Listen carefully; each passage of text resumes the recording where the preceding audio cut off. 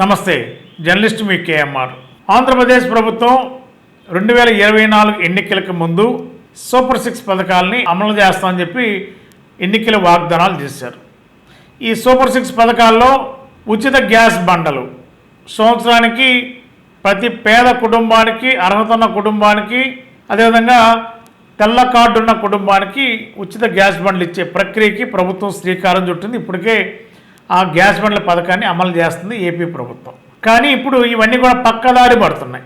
Revenue పరంగా డీటీలు, డిఎస్ఓలు, కలెక్టర్లు, joint కలెక్టర్లు జిల్లాల్లో వీళ్ళు ఈ పథకాన్ని పర్యవేక్షించాలి.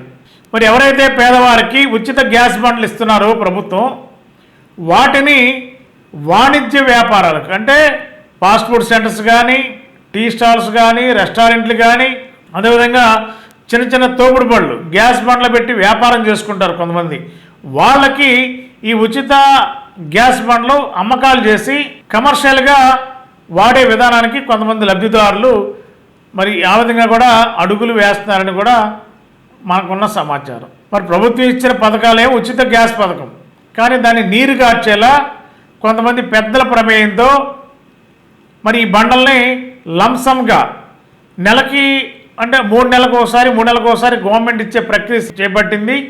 మరి వచ్చిన బండల్ని వేరే వాళ్ళకి విక్రయించడానికి మరి మధ్యవర్తులు ఉంటారు. ఈ మధ్యవర్తుల ద్వారా బండకి 1000 రూపాయలు, 1200 రూపాయల చొప్పున వేరే కమర్షియల్ వాణిజ్య వ్యాపారస్తులు ఎవరైతే హోటల్స్ ఉంటారో వాళ్ళకి విక్రయించే ప్రక్రియ చేపడుతున్నారు. మరి ఒక విధంగా క్రిమినల్ కేసు ఇది, చట్టపరంగా చర్యలు తీసుకోవాలి. మరి ఉచిత గ్యాస్ పథకం కింద అమలవుతున్న తీరుని పర్యవేక్షించవలసింది రెవెన్యూ డిపార్ట్మెంట్, డిఎస్ఓలు. మరి పర్యవేక్షణ లోపించింది. మరి ఎంతమంది అర్హత కలిగిన వ్యక్తులకి గ్యాస్ బండ్లు ఇస్తున్నారు, ఈ గ్యాస్ బండ్లు ఇచ్చినప్పుడు ఈ గ్యాస్ బండ్లు సక్రమంగా అమలవుతున్నాయా లేదా, వాళ్ళే వినియోగిస్తున్నారా లేదంటే వేరే వాళ్ళకి విక్రయిస్తున్నారా? మరి ఈ బండ్లు వేరే వాళ్ళకి ఇచ్చేసి వీళ్ళు ఇంకా ఇళ్ళ దగ్గర కట్లు పొయ్యిలు పెట్టి ఇంకా వాళ్ళు వంటకు చేసుకునే పనిలో వాళ్ళు ఉన్నారు. మరి దుర్వినియోగం చేయడమే కదా. మరి దీన్ని పర్యవేక్షించవలసిన రెవెన్యూ డిపార్ట్మెంట్ ఏం చేయాలి, సివిల్ సప్లై డిపార్ట్మెంట్ ఏం చేయాలి? మరి ఎందుకు మౌనంగా ఉన్నారు? కలెక్టర్లు, జాయింట్ కలెక్టర్లు ఎందుకు పట్టించుకోలేని పరిస్థితి ఏర్పడింది? ఆంధ్రప్రదేశ్ సివిల్ సప్లై శాఖ మంత్రి నాదెళ్ల మనోహర్ గారు ఖచ్చితంగా ఈ మీద దృష్టి పెట్టాలి. ఉచిత పథకం కింద, ఉచిత గ్యాస్ పథకం కింద గ్యాస్ బండ్లు ఇస్తే వీటిని కమర్షియల్గా అమ్ముకుని దుర్వినియోగం చేస్తున్నప్పుడు ఇలాంటి వారిపైన కఠినంగా వ్యవహరించాల్సిన అవసరం ప్రభుత్వాలకు ఉంది కదా. ప్రభుత్వం ప్రవేశపెట్టిన ఈ ఉచిత పథకం నీరు కారుతుంటే ప్రభుత్వంలో ఉన్న బాధ్యులు, అధికారులు పట్టించుకోకపోవడం, రాజకీయ నాయకుల అండదండలతో కూడా కొన్ని షాపులకి గ్యాస్ బండల్ని లంసంగా ఇచ్చే ప్రక్రియ చేపడుతున్నప్పుడు ఎందుకు తనిఖీలు చేయడం లేదు? ఎందుకు సివిల్ సప్లై అధికారులు మౌనంగా ఉన్నారు? కనీసం తనిఖీలకు వెళ్ళే అవకాశం కూడా లేదా సివిల్ సప్లై అధికారులు? మరి ఎందుకు మౌనంగా ఉన్నారు? దీనిపైన ఖచ్చితంగా దృష్టి పెట్టాలి. ఈ ఉచిత గ్యాస్ బండ్ల విక్రయాలని నిలుపుదల చేయాలని చెప్పి ప్రజానీకం కోరుతున్నారు. Thank you.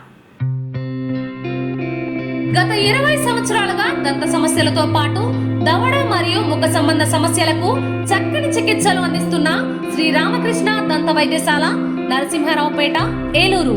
ఎమర్జెన్సీస్ లో వాడే ఆక్సిజన్ కాన్సంట్రేటర్లతో పాటు air purifier, UV light steriliser, ULV fogger వంటి పరికరాల ద్వారా పరిశుభ్రమైన వాతావరణంలో చికిత్స అందించబడుచున్నది.